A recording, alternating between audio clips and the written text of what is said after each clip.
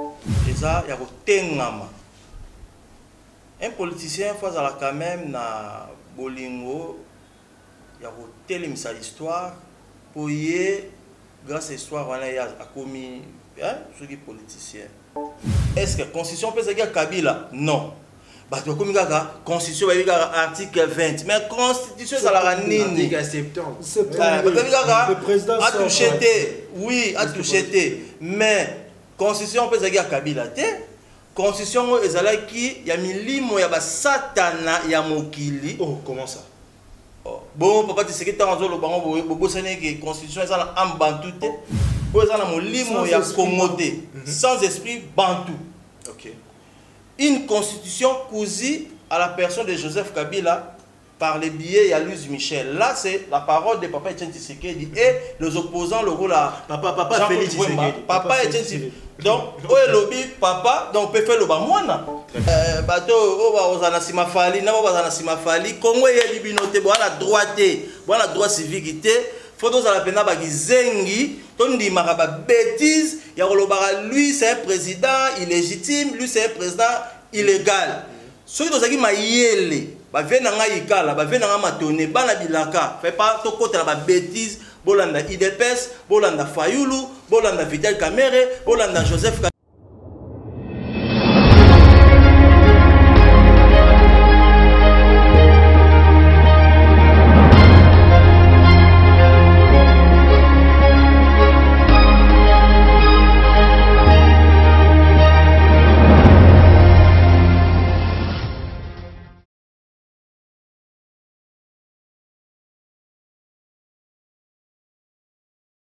Déjà, on peut déjà entamer avec la deuxième partie, madame, messieurs. Voilà, c'était notre partie introductive qui était vraiment consacrée tout bien à diachronie, à combattre puis nous étions avec Trésor King qui a animé vraiment qui brillantisme.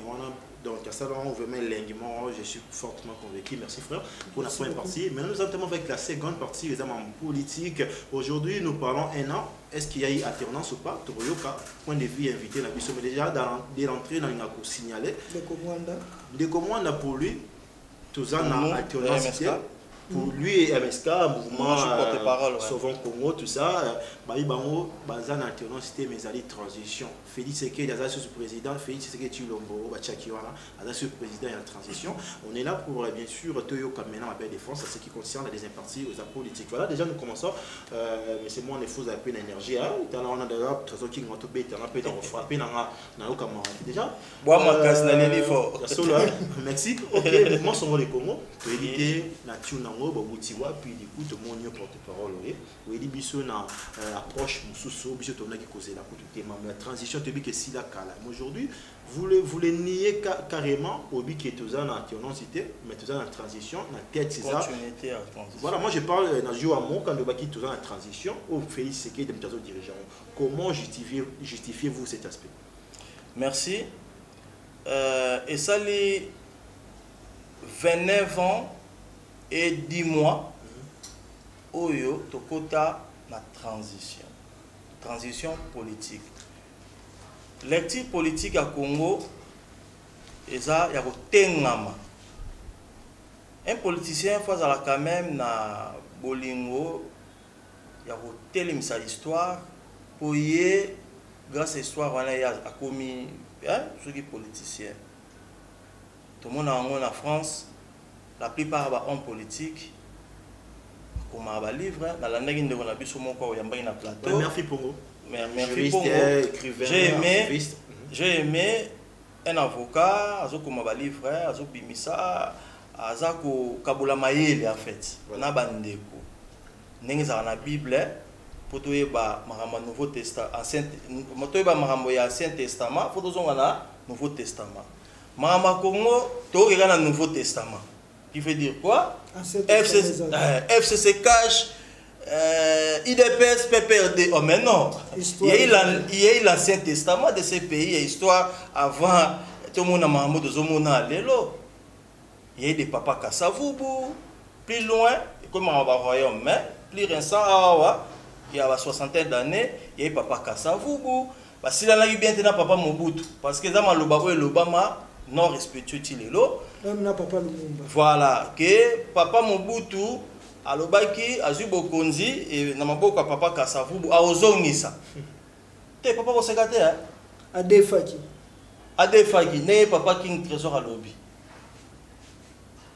Masolo wana makambo wana ça fait partie de l'histoire ya mboka nga mwana nga fa yeba yango. So na okomaka écrivain un jour fona essayer histoire nenge eleka na mboka na ye. Ko ya mboka na karaté et ancêtre biso doit vivant na ba obi ba roya faut ekenda bongo. Pourquoi biso MSK dans le but de la transition depuis le 24 avril 90 tant que papa Mobutu a zui bokonzi le 24 novembre 1965, les politiciens, les civils, les désordres, le multipartisme, la démocratisation, et chamboulement, toujours la constitution étrangère, la main noire étrangère, par la voix à âme ou à bénir la constitution. Pour Congolais, à l'amour qui est la constitution, le phénomène, Kabila dégage. Qui a violé la constitution, est-ce que la constitution peut dire Kabila? Non. La constitution est article 20. Mais la constitution, ça l'a nini. Le président a touché. Oui, a touché. Mais la constitution peut dire Kabila. Constitution ezalaki ya milimo ya basatana ya mokili. Oh, comment ça? Bon, papa Tshisekedi tanzo lo bango bobo sene que constitution ezala ambantu te. Papa Tshisekedi boke na archive ya IDPS bozo ba vidéo so ba na service à presse na ba écrit o tozala ngo awa ya batologola Evariste Chimanga Bakadi ya Bambu azolo ba bien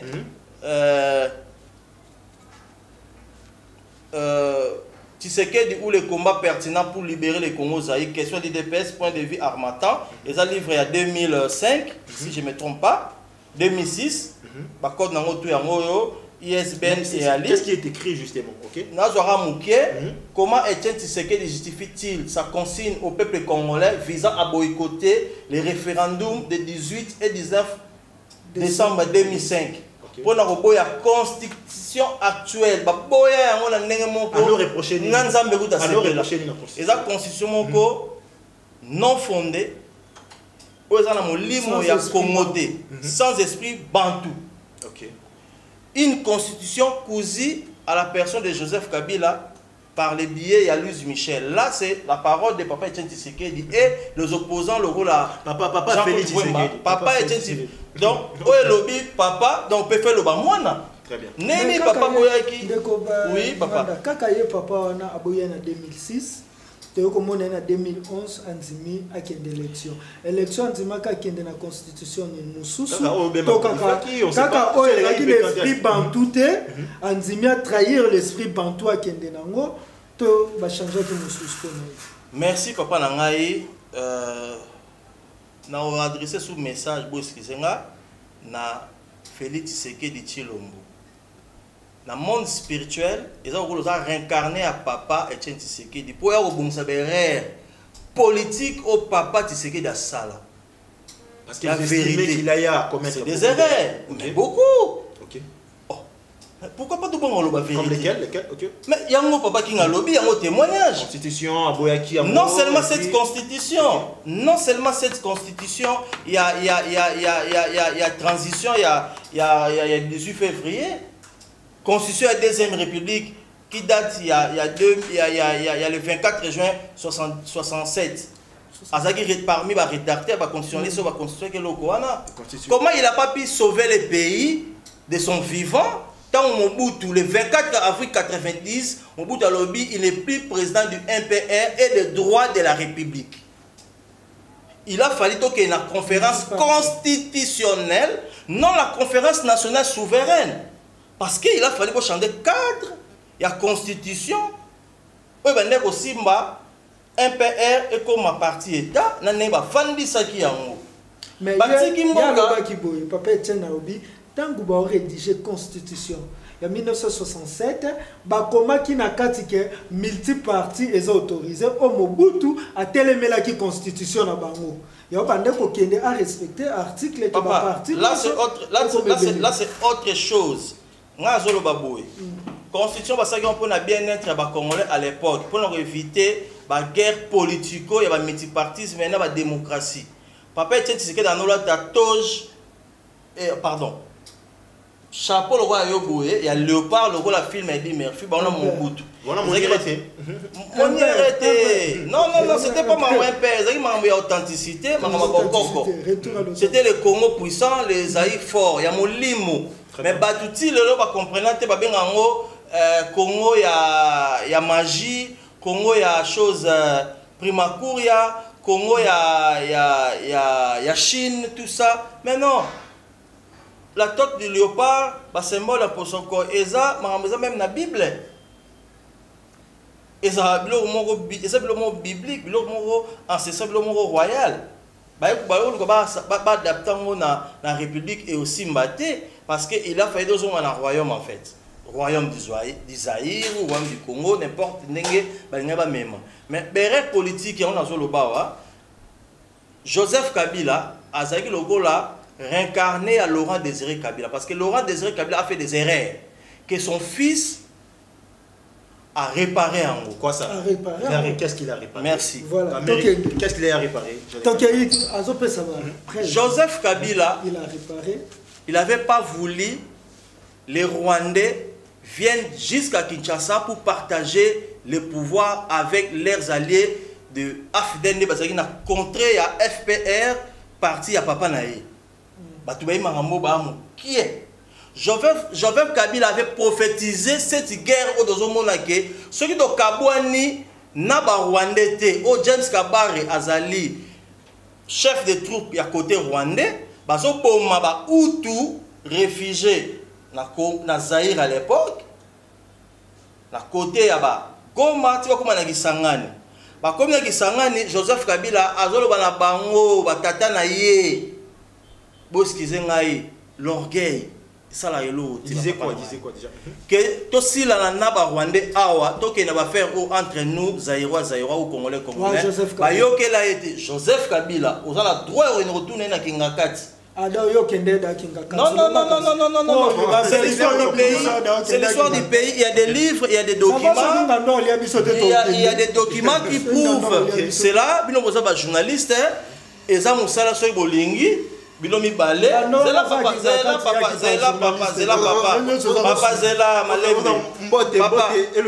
papa, malembe. Déontologie journalistique, élément la source. Joseph Kabila est vivant. Ceux qui vous ont conseillé à Moussala pour aider le peuple. Parce que moi je ne suis pas du PPRD, je ne suis pas du FCC, je ne suis pas du CACH, je suis de nulle part, je suis du MSK, Mouvement Sauvons le Congo. Futur parti politique royal pour le royaume du Congo. Donc ça n'a rien à voir avec on a besoin de RDC Awa, il y a FCC na cash. Là je précise devant caméra, image qui est mobile. Tu as avancé pour n'enrouper ça élément, il y a Joseph Kabila n'a pas preuve vous avez le droit d'aller à l'ONU. Vous avez les droits, vous avez les droits, vous avez les droits. Voilà, c'est plus mieux. On peut aussi l'inviter à la plateforme. Voilà, Joseph Kabila. Pas de problème. C'est un ascendant, on l'invite ici, il va se présenter ici. Pas question d'aller là-bas. Pas question. Ngandwana a évité au Moussounia journaliste et tout. Sérieusement, on va pas. Donc voilà, madame, ici, nous continuons.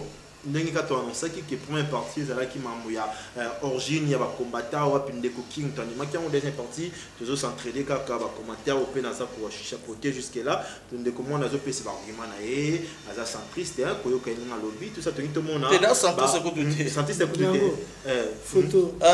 Livre, titre Nango Ezali, pardon. Quand on a Moussala les lois. Illustration. Livre, titre Nango Ezali. Bino Bata Presse toujours. Joseph Kabila face à la presse. Recueil des interviews du chef de l'État. Et à transition, hein, moi je rajoute. De l'État 2001-2005. Tu as la page 54. Journaliste, collègue Nabino, il y a presse écrite. Tournier au Botamawapi. Alors, je suis né en 1971 à Ewabora dans les maquis de mon père.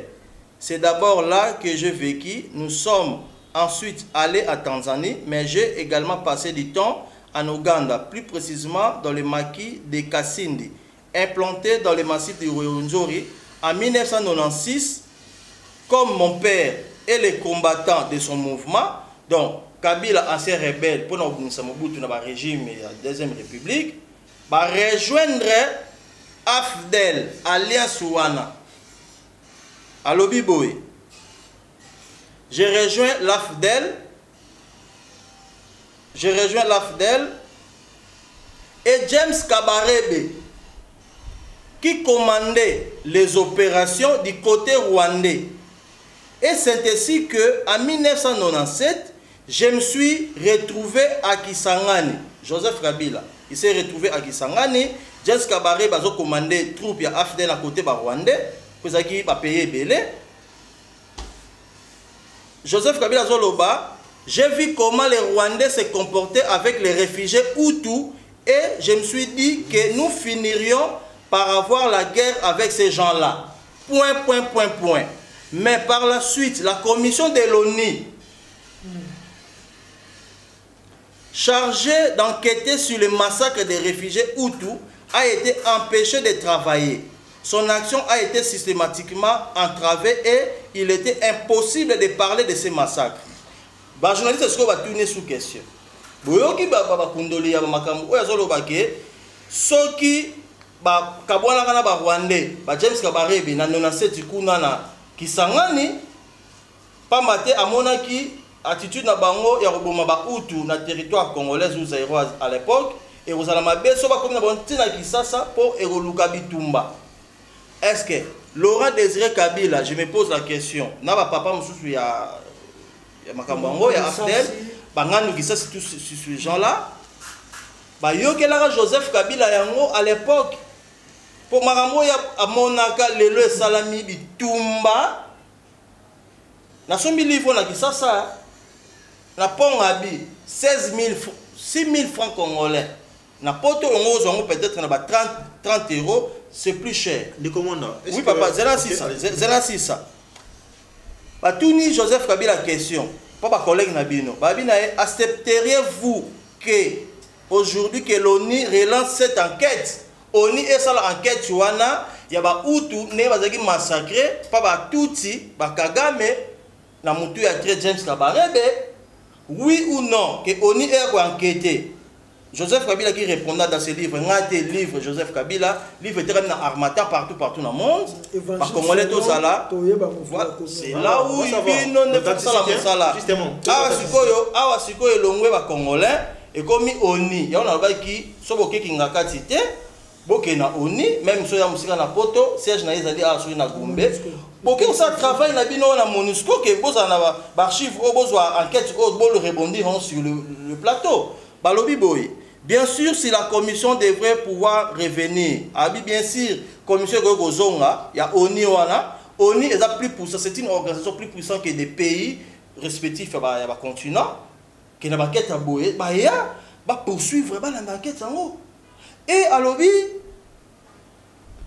on travaille librement, mais des forces de constater que cette affaire n'intéresse plus personne. C'est l'occasion, il y a un journaliste, un activiste, un droit de l'homme, beaucoup de tabous, qu'est-ce qui s'est passé? Ce qui a causé ou pas, l'ONU est là. L'ONU va beaucoup faire, mais parce que ça date, tout pour ça, papa. Quand on sort des Congolais, il suscite plus d'indifférence encore depuis 1998. La guerre a fait bien d'autres victimes congolaises. Là, c'est là une ONG américaine internationale Rescue Comité a estimé que 2500 Congolais va périr dans l'atrocité dans la période où il y a 98. Très bien. Donc, on va avancer. Entre-temps, nous allons vérifier cette authenticité pour savoir vraiment si ces écrits, les évangiles, tiennent confrontés au bateau. J'ai un mot en réserve maintenant parce qu'on sait ce qui se passe avec les livres. Maintenant, on avance au lobby qui est depuis Kabila, Aza, Incarnation, il y a Papa Naé. Là, c'est mes analyses. Justement, ça te a Yom to lobby. Voilà. On a besoin de comprendre jusque-là.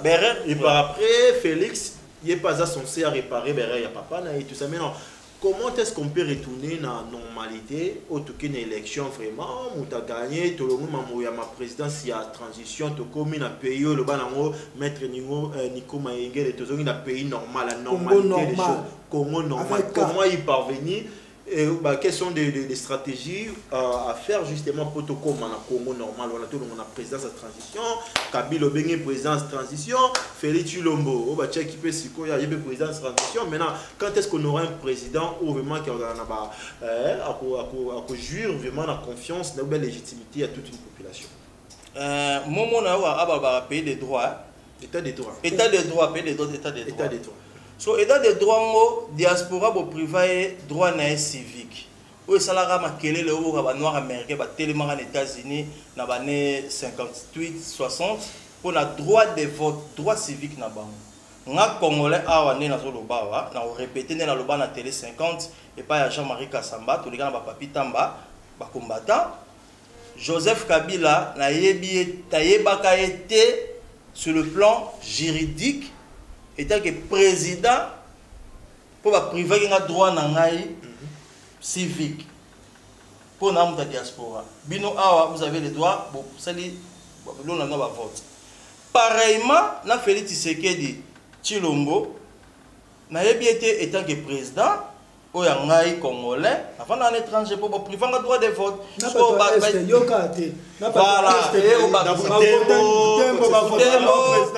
Namboka mo benga awa pembeni na bandela bandundu yumbi donc ngai bato yumbi biso bato o ba ozana simafali na ba ozana simafali Congo ye libinote bona droité bona droit civique té photos à la pena ba gizengi tondi makaba bêtise ya kolobaka lui c'est un président illégitime lui c'est un président illégal ceux qui ont mayele ba vena nga ikala ba vena nga matone bana bilaka fait pas to kota ba bêtise bolanda IDPS bolanda Fayulu bolanda Vital Kamerhe bolanda Joseph Kabila alors wabi eloko ngo ya bana bilaka o baroya avec justice et paix il y a pas du coup on habite to musala musala ngo to soloba to kota ba document ba mémo ba mémorandum Joseph Kabila to pesi par na ya moi makambo to lobineti ya réincarnation à perne a réparé berère à perne parce qu'il n'y a pas eu une passation de pouvoir entre Mobutu et Laurent Désiré Kabila. Il y a un vide juridique depuis le 24 avril 1990. Mais il y en a eu avec Kabila, on a fait Chilombo. Non, papa, Tozoya, Tozoya, Malem. On a eu token là parce qu'on a déjà une heure d'état à peu près. Le 24 avril, Mobutu a tiki Bokonzi, sans effusion de bain de sang. Livre Zali Awa, Vincent de Paul Lunda Bouloulou, à Lobi Boy, Premier ministre de la transition.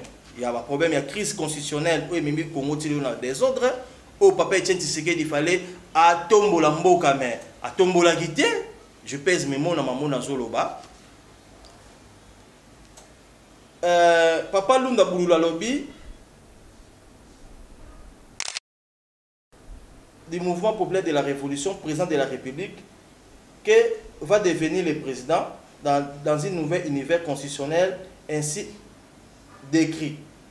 Pour aller Papa Lunda Bouloulou Lobi, habitant où Aza perdre titre, il y a président fondateur, il y a MPR et des droits de la République sur le plan constitutionnel, il a fallu donner maman la conférence constitutionnelle. Il fallait bâtir un gouvernement à transition pour élaborer préparatif, il y a constitution définitive Euromema Mboka. Papa Nabiso, le leader à l'époque, il y a IDPS na Belgique, papa Marcel Liaou, a belé na ba partisan ya IDPS à l'époque, que Torokende na décret loi wana te muta signé qui le 6 mars 91 que il faut donc qu'il y ait une conférence constitutionnelle. On va dire l'opposition radicale, l'opposition sacrée, IDPS en tête, Juiferi, tout ça là. Même la conférence nationale souveraine à Lingwala. Et pourtant, bisolo nini zéro. Awa batamaye les sous ba congolais, biso bazo badozo landa kaka, balobi la transition manquée de 1990 à 1997. Pour na oloba makambo do oloba tozana nzela que tozana transition o esali 29 ans et 10 mois. O européen ça ba mobulu tu bozo loba ah tu sais que pardon Laurent Kabila zaki président illégal. À cet autoproclamé président Lubumbashi, c'est à base, c'est biloko va respecter à monter. Banen bazaki va porter malheur à Makambo, les opposants, il y a Kinshasa. C'est pour cela Laurent Désiré Kabila a balayé qui va bêtise. On a dit bon, je vais faire comme voilà, to melamo kopo, na zoyangonde mwana. Jean-Pierre Bembappé, na batamu mwamba waza l'actuel président Assemblée nationale, bo edembo ka ba vérité en ngoyo, bozoki minduki pona roloba que azali illégal. Voilà, bazali na droit, non, bazali na droit à hotel maintenant et combat que na sima ba tout et comme maramba même mise l'impérialiste et baby les sous. Très bien, je repose une fois ma question. Oui papa. Pour revenir pour tout qui na Congo normal, la normalité des choses. Il faut tout ça la nini, tout la présidence du OK, la légitimité à la population, les assumes la transition, la crise ici là, qu'est-ce qu'il faudrait faire déjà tout le monde chité et puis Néo King va poser une dernière question. Pour Makambo et Bunga, il faut donc revenir dans bon port. Toi, Bantou, il n'y a pas eu une remise reprise dans la forme entre le président Mobutu na bateau tout baïna sima auto bengi ba président en transition. C'est clair et net. Il fallait que Mobutu ça la remise reprise dans le président. Parce qu'il y a tout un dossier où il y a na makambo autour ba ya molimo et puis ya musuni Mobutu ba fungula ga monter mai pa papa Kasavubu. Papa Kasavubu avait les gens derrière lui qui peuvent faire foutre les pays en l'air na babindu ki bitumba mais ba sala ga ngoti. Ba tulanga je lo ba ma awa to zeki bana miketi to zokola ba lobara. Papa Kasavubu Mukongo akaba bokonzi pa ya Mungala Kasavubu yuma. Il y a coup d'état tout ça et Papa na bandeli ka ndongo lobi. Papa Kasavubu soka lobaki andemi makambo armée na Mobutu basalité, il reste le chef de l'état légitime. Angaka sala yango pour MONUSCO de Jézaki. ONU à l'époque plutôt. Azalaki na légitimité. Mais pourquoi bino ba politicien ba chercher ba écrivain boye bisabiso pourquoi papa Kasavubu andimaki na pete kotika bokonzi armée ezwa armée yango na mutu ya Mobutu balobi tokozongisa bokonzi pa ya papa Kasavubu ngana papa Kasavubu te na Mobutu te mahamoto yokaka oza na histoire yango wana papa Kasavubu akufi na ye bazongisele bokonzi yango te Balobara, Maloba, Bawe, Basara, Nangote, tout ça va bantu mon frère. Papa Mobutu, Atiki Bokonzi, et ça a fidélité de Longola Mobutu na pouvoir, Mobutu a mis Longola na Bokonzi et Moko. Autrement, prouvé juridiquement, prouvé historiquement, depuis une Célétina, les autres qui sont au Maroc. Mobutu a sali 3 coups d'état, il y a Liboso, en 1960, il y a mis Balé. En 1965, il y a mis ça tous les 24 avril 1990. Ah, on a les seuls journalistes, je dis bien, na Congo Mobimba, na diaspora, comme na diaspora, Québec Impele, na Luka Papa, na Tina Mona, na Sepela, Vakufa, Azabo Moï, na Zabo Moï, na Mona, na 2013, na Kabele 20 € na gare de notre côte, na café, toujours Mela, toujours Sepela, na tous les seules questions, na vie papa. Question tuna Mobutu, mutu mo tata tuna ye. Pour moi, aux leader, à tuna Mobutu, si je me rappelle bien, ils ont la vidéo, bah YouTube Robert Kobe qui paie les 24 avions de tuna Mobutu. Alors bien, monsieur le maréchal, aujourd'hui, au côté de la histoire, il y a 3e coup d'état na yo. A relayé l'histoire de Dotoloba, le premier coup d'état le 14 septembre 1960, deuxième coup d'état le 24 novembre 1965, aujourd'hui le 24 avril, au la 3e coup d'état contre toi-même. Mobutu, papa Kwebe Sanga Lobi, Mobutu ba vesa banda ko lata ba bakos bouton oya suke pan elo fungwama. Mobutu aloba Mobutu y a pas eu le coup d'état aujourd'hui à Devi. Boyebi pas Mobutu malam. Maintenant ba papa ya biso politique. L'erreur ya papa Tshisekedi. On a zo loba. Bango mutu ba utaki na masolo kozomo na mafete na nsele. O ezalaki projet de société o ebotaki constitution. O poto biso do kenda do kemona ba œuvre sociale o bengi la CAF o ezali awa que bomengwa Congo faut pas redistribuer on ba congolais. Clause o ezalaki que cause o ezalaki IDPS et se dissocier bima awa na MPR et ça la IDPS ezali lelo ezalaki vie sociale à bato zo respecter de ko futa batu CAF na bango droit de sol bomengwa mabele zo futa mate ba sala IDPS constitution ya des républiques tant ekwe il fallait bazonga awa na bon port maloba susu ya Félix Tshisekedi Tshilombo président de transition alobaka soki ya komi président de la république bako actualiser programme opo nzale sila ko bonga via congolais un n'est pas commis président est-ce que c'est bon faut zonga na so ba social la population papa faut bazonga soki bazonga wa te nzele zate na kombo ya tata ya mwana pe muli musantu ba ingeta parce que ay mamdo loba ya ona zo loba azar akomi wana kibokonzi ba batami limu ba chef spirituel ba chef coutumier bolo ba na eboye azali réincarné à tata na ye papa Tshisekedi pour réparer ba re ya tata na ye asaki na mboko to ba bantu. Merci. C'est un message profond de Zoloba. Merci Trésor King, il y a une question. Moi ma question par rapport il y a temps na Rolobaka ka lilobasu kanozani pour na bato ba Olanda biso. Pour na bato ba Olanda biso, l'histoire c'est un pouvoir d'un peuple. Donc perdre l'histoire na biso, c'est un pouvoir, c'est pas la démocratie. Nous ne sommes pas un peuple démocrate, nous ne sommes pas un peuple républicain. Sur le plan historique, il va falloir na biso.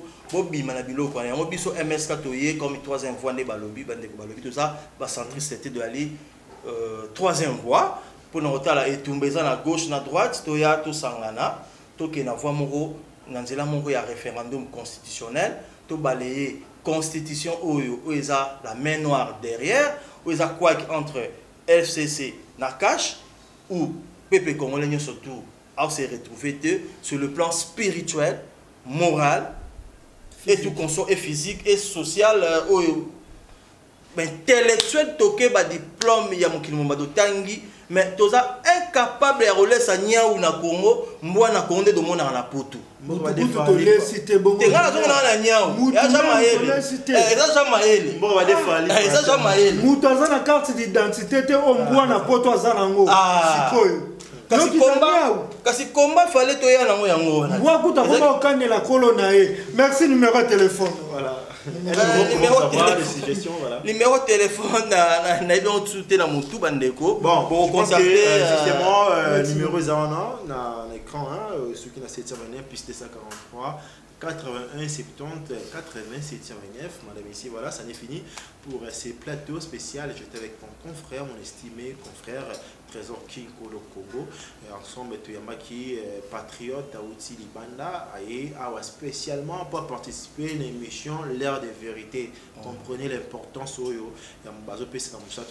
Faites comme lui, bien sûr, vous avez parcouru à travers le monde. Vous avez ce moment qui dit que ça sera bien au foot billet, ça se passe comme ça. Qui ça le peut bien, voilà. Je dis merci à nos confrères Trésor King pour de très brillantes questions, pardon. Juste que ça l'a bien soutenu dans la première partie. Voilà, madame ici, l'émission est répartie en deux. Première partie, c'est concernant l'histoire ou bien diachronie, combattant, puis Trésor King Anima Kero. Et deuxième, c'est un membre politique qui a explication, la réponse à l'objet pour Naye, Félix Tshisekedi de Tshilombo. Nani Kabila, président de la transition, il faut d'abord beaucoup faire pour tous la normalité. Voilà, je suis très heureux de vous avoir. Je pense que les rendez-vous déjà pris pour un prochain numéro. Sur Malam, on peut sa famille beauté. On est là, vous avez toujours ensemble. Voilà, ça n'est fini. Je ne sais pas, Trésor qui m'a dernier mot.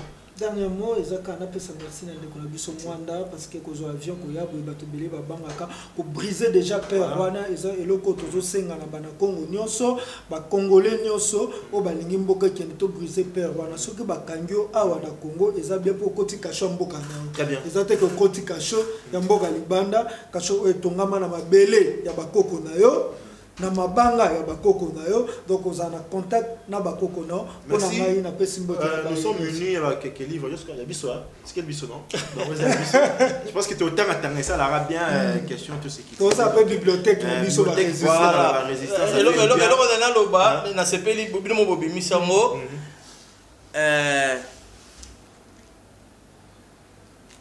tout ça la bibliothèque il y a des résistants, des combattants, des patriotes, des nationalistes et ça la paix bien parce que tout le bamambu avec des preuves scientifiques tout le barara raté yango comment ils ont quoi oya poto vous en appelle c'est autant à ebélé la bibliothèque France ça a 10 000 bibliothèques en France mobimba Congolais ko ko livre même pas à 2 euros 3 euros 10 euros ba livre oyo comment miawa Monsieur se batu bino bolingi te na batu bolingi mais boyo kamamo bon ba lobby pour l'intérêt à tout le monde. Donc merci beaucoup. OK, je pense que le rendez-vous est pris déjà pour un prochain numéro d'ici là. Portez-vous bien. Allez, bye. Bye. Ingeta.